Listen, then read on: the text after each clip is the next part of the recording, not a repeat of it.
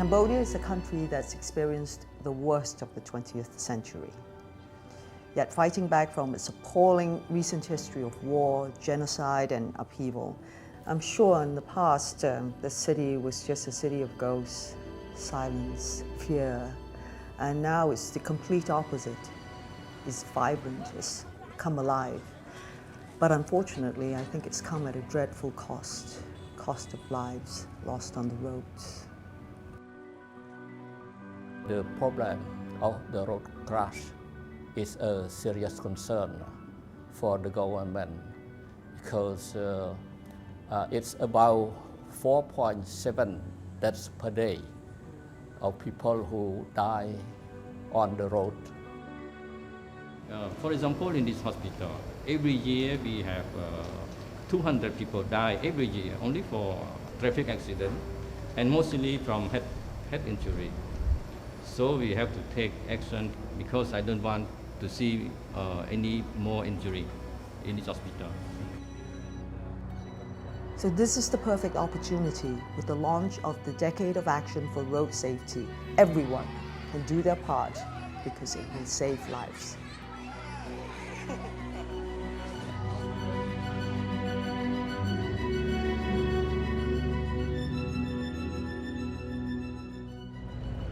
As we're traveling down the streets, it's so obvious. You see so many children on the sides of the roads.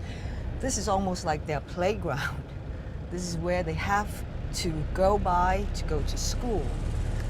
And I think what we're doing here is fighting for their basic human rights. These are the roads that they have to use because these are the conditions that are provided for them. There are no pavements.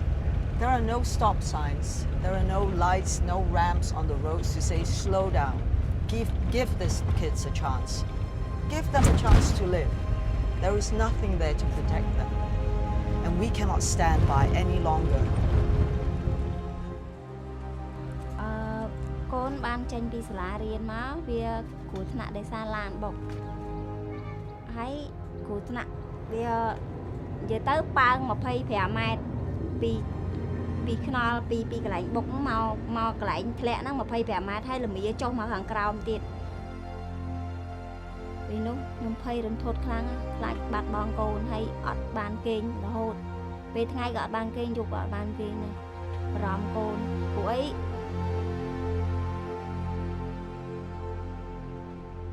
So this is the Decade of Action, the tag that all of us are going to wear because we believe and we want to act for road safety so that anybody who sees it and wears it will always be reminded this is what we need to do for safety on the road.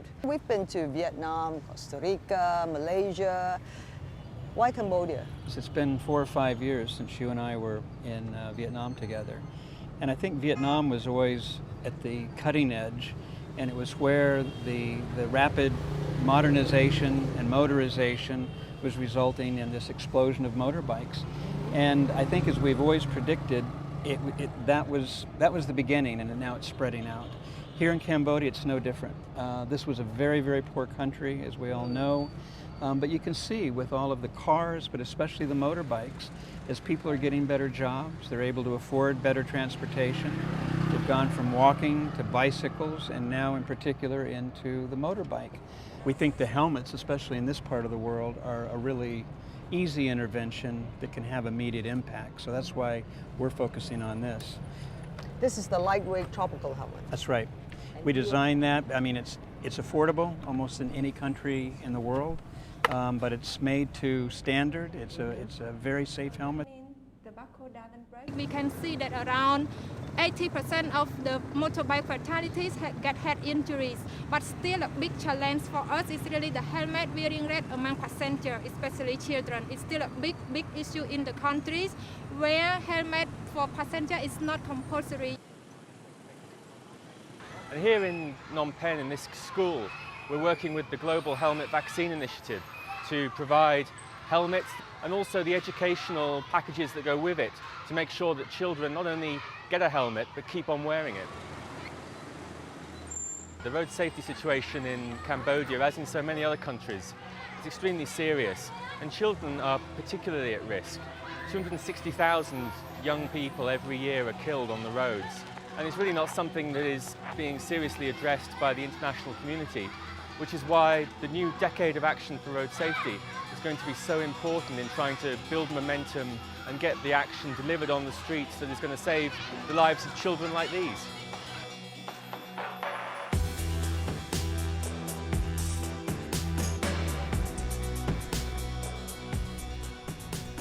When I first started with the Make Road Safe campaign, they led me also to the United Nations, and we have to be protected in the right ways by our governments, and we have to work together to do that.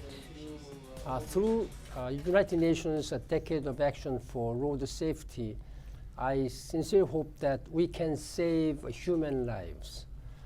It is a totally unacceptable statistics.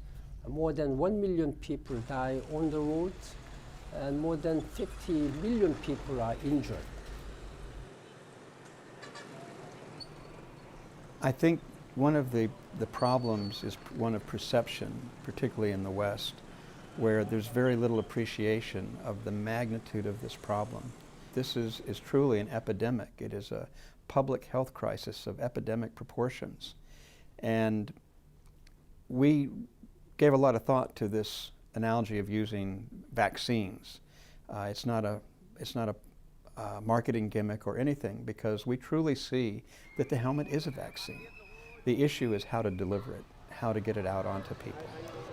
We launched a decade of action, but it is here. It is right here on the streets that we need the action to take place. It is the responsibility not only of the political governments, it's the corporates, it's the individuals, it's the road users. It is all of us that must take that action. But I need all of you to understand how important this vaccine it is for every person that's on the road, for every cyclist that's there. The helmets are there to protect you, protect a driver, your riders. Look, how can you afford your children not to be protected?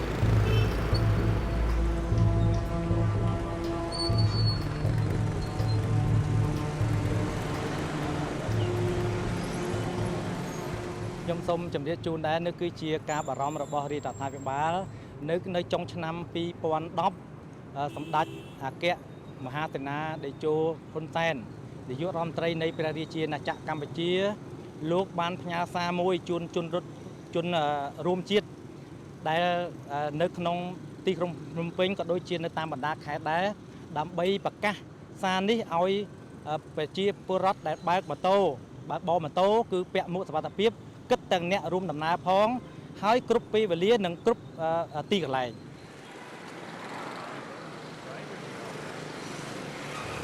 You know, this is great. We're looking at a helmet shop, so obviously people are buying helmets. I think one of the big challenges we're all facing right now, though, is what are they buying and do they work? And that's sort of another one of the big hurdles that we've got to get over here. I've got in my hand right now a helmet that looks real, sounds real, but the reality is the inside is made out of a very soft styrofoam, almost like a styrofoam coffee cup. Bottom line, this would have zero protective value, I'm afraid to say, if it was in an accident. Public health is a human right. And I think that's especially true for children, because children are, they don't have a say in this matter. When mom or dad put them on the back of a motorbike, it's a roll of the dice whether or not they're going to get from here to there. So I think that this really is, and it can't be underestimated, this is a fundamental right of a child. We've been donating helmets to the school as part of the Cambodian Helmet Vaccine Initiative. The children here have received helmets and the parents have received helmet education, which is very important as well to include the parents in this program to make sure they understand their responsibility to every morning and every afternoon when they pick up their kids to bring the helmet along with them and put it on their kids.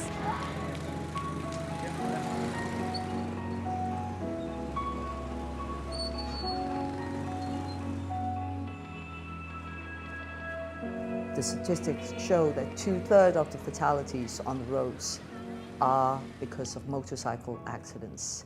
And unfortunately, the law does not protect the passenger. Only the driver is required to wear a safety helmet. If you're a passenger, a child, it's not there to protect you. And I met one of the victims, a young mother, a young bride. When I walked into the room, I didn't need an interpreter to tell me the despair that was going on, the absolute loss of not knowing what is going to happen to her or to her young baby, who is going to be 1 year old in 3 days. This young child will never get to know her father, who was coming home for dinner, didn't wear his helmet, was involved in a head-on crash, head injuries. And this is just one of the many, many tragic stories that we have. They will never go home again. They will never see their families, and their families will never be able to see whether it's a husband, whether it's a child, and they will never be able to hold their warm bodies in their arms.